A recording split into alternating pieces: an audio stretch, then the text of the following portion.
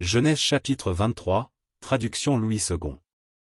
La vie de Sarah fut de 127 ans, telles sont les années de la vie de Sarah. Sarah mourut à Kirjat-Arba, qui est Hébron, dans le pays de Canaan, et Abraham vint pour mener deuil sur Sarah et pour la pleurer. Abraham se leva de devant son mort, et parla ainsi au fils de Heth. Je suis étranger et habitant parmi vous, donnez-moi la possession d'un sépulcre chez vous, pour enterrer mon mort et l'ôter de devant moi. Les fils de Heth répondirent à Abraham, en lui disant: Écoute-nous, mon Seigneur. Tu es un prince de Dieu au milieu de nous, enterre ton mort dans celui de nos sépulcres que tu choisiras, aucun de nous ne te refusera son sépulcre pour enterrer ton mort. Abraham se leva, et se prosterna devant le peuple du pays, devant les fils de Heth.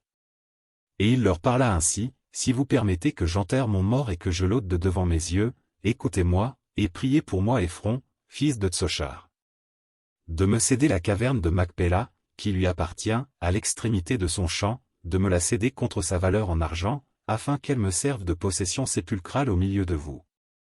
Éphron était assis parmi les fils de Heth. Et Éphron, le Héthien, répondit à Abraham, en présence des fils de Heth et de tous ceux qui entraient par la porte de sa ville: Non, mon Seigneur, écoute-moi. Je te donne le champ, et je te donne la caverne qui y est. Je te les donne, aux yeux des fils de mon peuple, enterre ton mort. Abraham se prosterna devant le peuple du pays.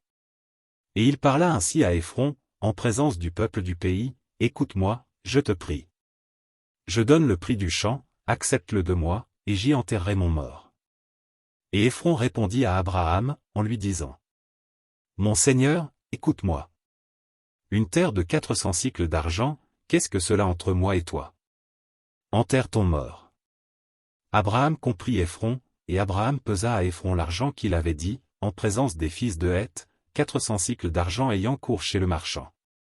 Le champ d'Éphron à Macpéla, vis-à-vis de Mamré, le champ et la caverne qui y est, et tous les arbres qui sont dans le champ et dans toutes ses limites alentour, devint ainsi la propriété d'Abraham, aux yeux des fils de Heth et de tous ceux qui entraient par la porte de sa ville.